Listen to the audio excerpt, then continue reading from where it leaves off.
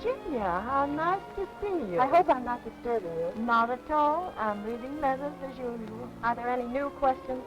A few. But you know, it's always so interesting as to why there are so many questions about table manners. Well, that's easy to understand, because most people are at ease in their own homes, but often are confused at a dinner party. That's true, and yet manners at the most formal dinner party are exactly the same as they are at home. This is a correctly set place at a dinner table. The silver, as you see, has been arranged according to courses. There should never be more silver than there are courses for which it's intended. For each course, you take the implement furthest from your plate. Croutons are sprinkled into the soup. Crackers are served as such things as clam chowder or oyster stew, in which event it is proper to crumble them, if not too many at a time. You will be provided with a large spoon if your first course is served in a plate. This is eaten with the right hand, and therefore the correct implement is furthest from your plate on the right. You fill the spoon by dipping it away from you, and then sip from the side. If you wish to take the last spoonful of soup, you may tip the plate like this. If soup is served in a cup, it may be eaten this way. Or to drink the soup, remove the spoon and lift the cup by both handles. Avoid making your little fingers conspicuous. Let them relax. Unlike the large spoon, which is to be left in the plate when you're finished, leave the small spoon in the saucer of the cup. In a house without a maid, the meat is served by the host and passed round the table. Do not begin eating until your food for that course is on your plate. While waiting, you perhaps eat a piece of bread.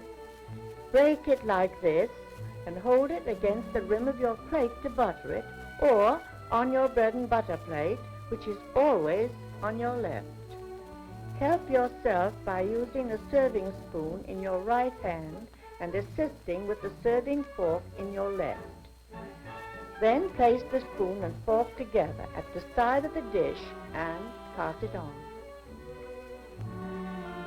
Remember to place each dish passed to you on the table to your left. This provides free use of your right hand. Cut small bite-sized pieces of the meat and eat each separately. Try not to talk or take a drink of anything while you have food in your mouth. Eat as quietly as possible. It is proper to push your fork against a small piece of bread to you in picking up last morsels of food. A small piece of bread may also be used to finish the gravy that is left on your plate. If you pass your plate for a second helping, place the implements to the right and well up on the plate so they will not slip off, and also to provide ample room for more food. Salad may be served either as a separate course, such as this, or it may be placed on the table before you sit down. In this case, your salad is that at your left. If a knife is provided, its blade must be of silver or stainless steel. It is absolutely correct to cut your salad with a knife.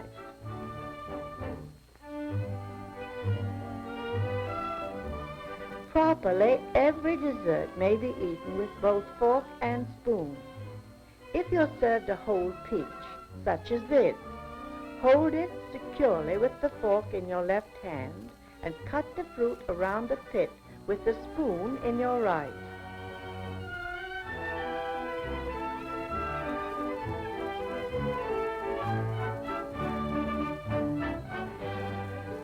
Dip the tips of your fingers into the finger bowl. It is correct to pat your lips with your moistened fingers and dry both fingers and lips with your napkin. Among the difficult foods to handle gracefully is spaghetti. It is usually served in long strands covered with sauce and sprinkled with grated cheese. You can manage it best by using the side of your plate as a barricade and twisting it into a bite-sized roll. Practice makes perfect in this operation. If a strand comes loose from your fork, put your fork back into your plate and twist it until all strands are again secured.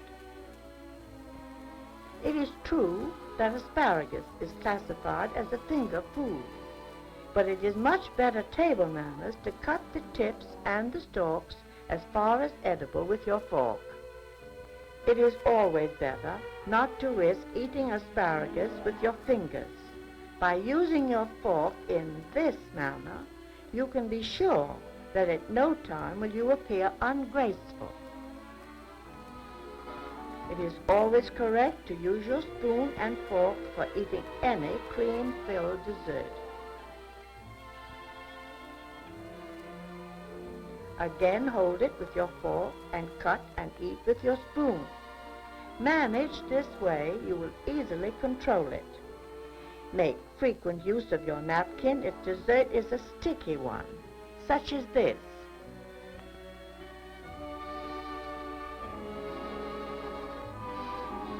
Fruits, such as stewed cherries, which you put into your mouth, pits and all, may be eaten with a spoon alone.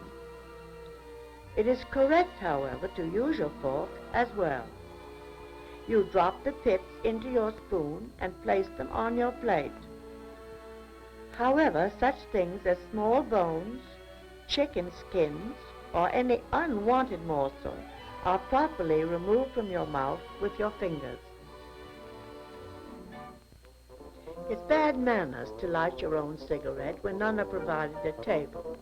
To blow smoke in your neighbor's face is inexcusable, and never do this. Imagine the chagrin of a hostess who prides herself on the brilliance of her silver when her guest does this.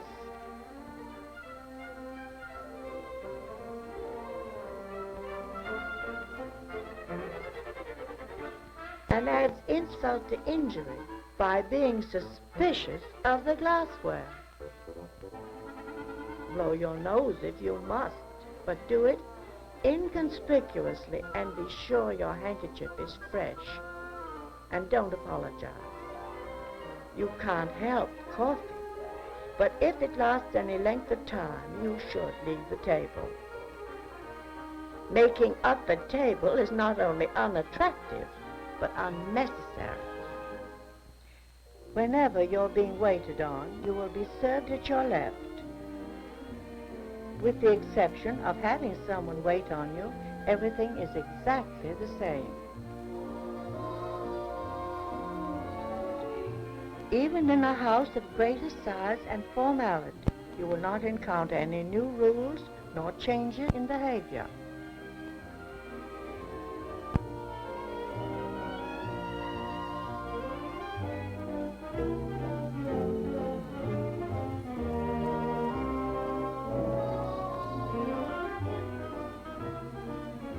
The beverage which you accept will be poured for you in its correct glass.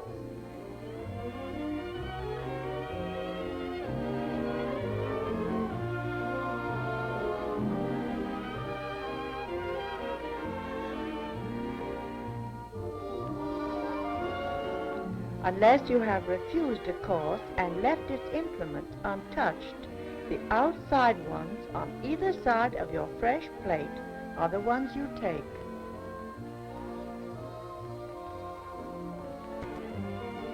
There will be no silver remaining at your place when you have come to the dessert course. The implements for this will be on the plate.